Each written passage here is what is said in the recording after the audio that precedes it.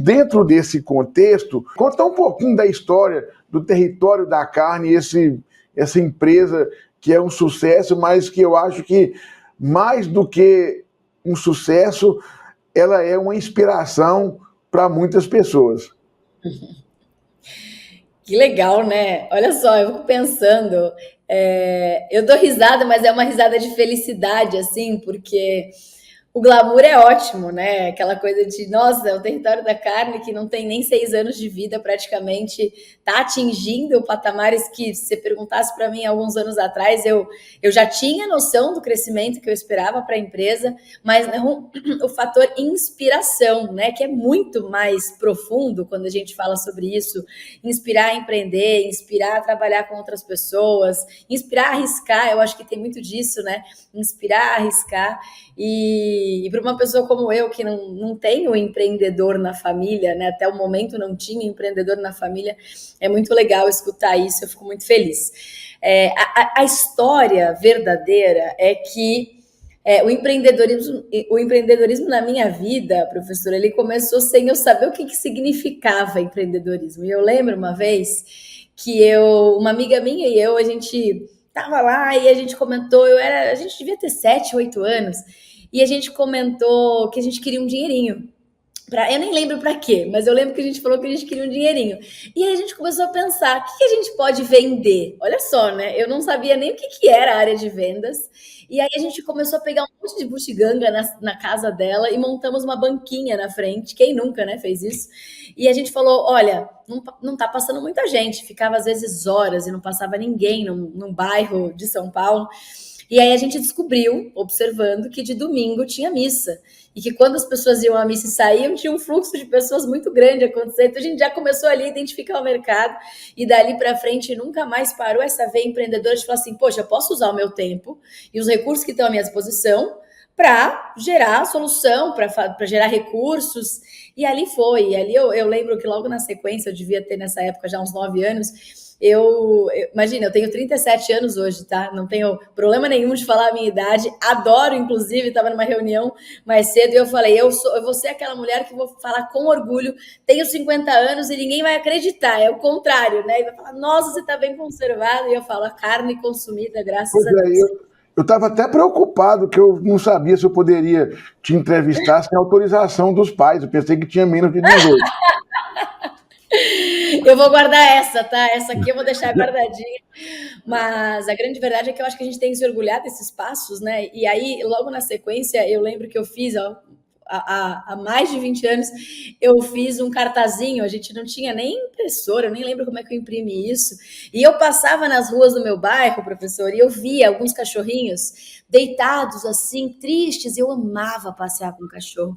E aí, na época, eu lembro que eu criei uma campanha de marketing com 9 anos, e era assim, seu cão está triste? Você não tem tempo para passear com ele? Deixa que eu passeio. Eu tenho passeia-cão. E fui lá entregando em todas as casas. Mas quem que ia confiar o seu cão a uma criança de 9 anos? Eu lembro que eu tive uma cliente que me entregou uma cachorrinha vira-lata, uma graça, e eu ganhei na época, sei lá, R$ 30 para passear com ela todos os dias. Então, assim, para mim já estava na veia, já tinha olhar um problema e pensar numa solução. Mas como é que isso veio a virar uma empresa, né? Eu não tinha noção nenhuma do que era uma empresa, e confesso que todos os dias a gente aprende um pouco, cada dia a gente fala, cara, como é que eu não sabia disso?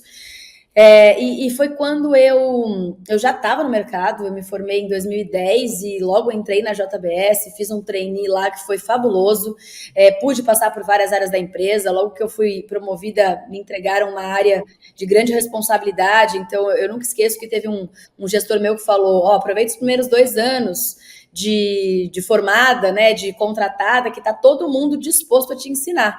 Daqui a 2 anos quem tem que ensinar é você.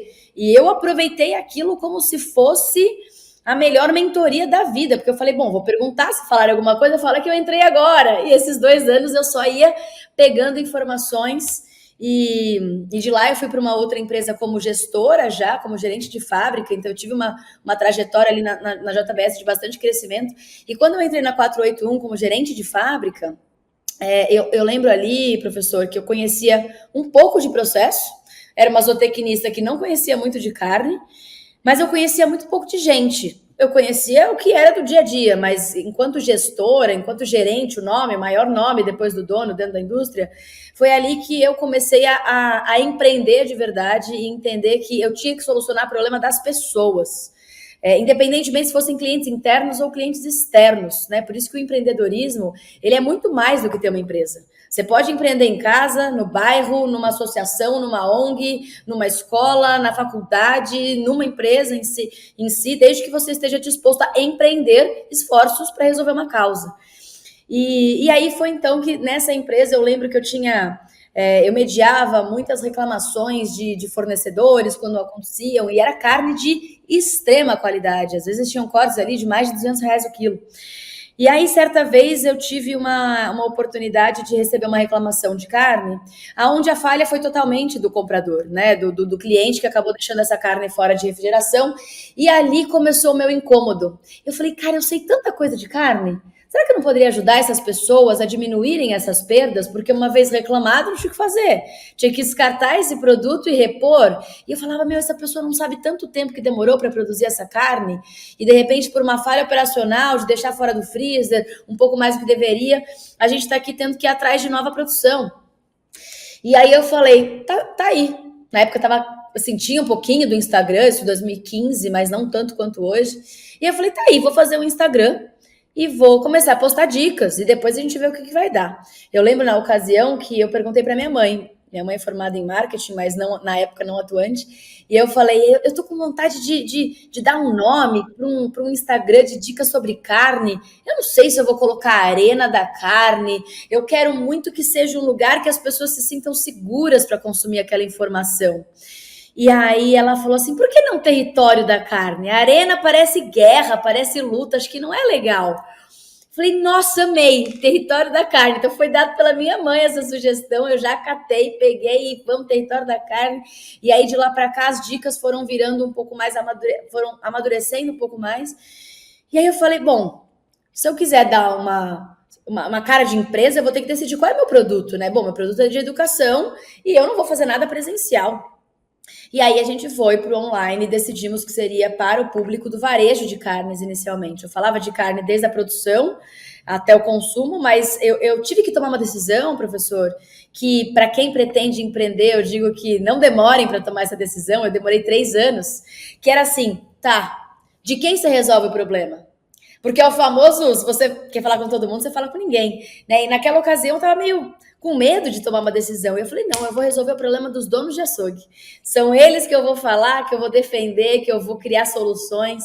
E assim nasceu o Território da Carne. Então, da ideia, que foi em 2015, para a primeira venda, foram mais de 3 anos e meio. Foram 3 anos e alguns meses.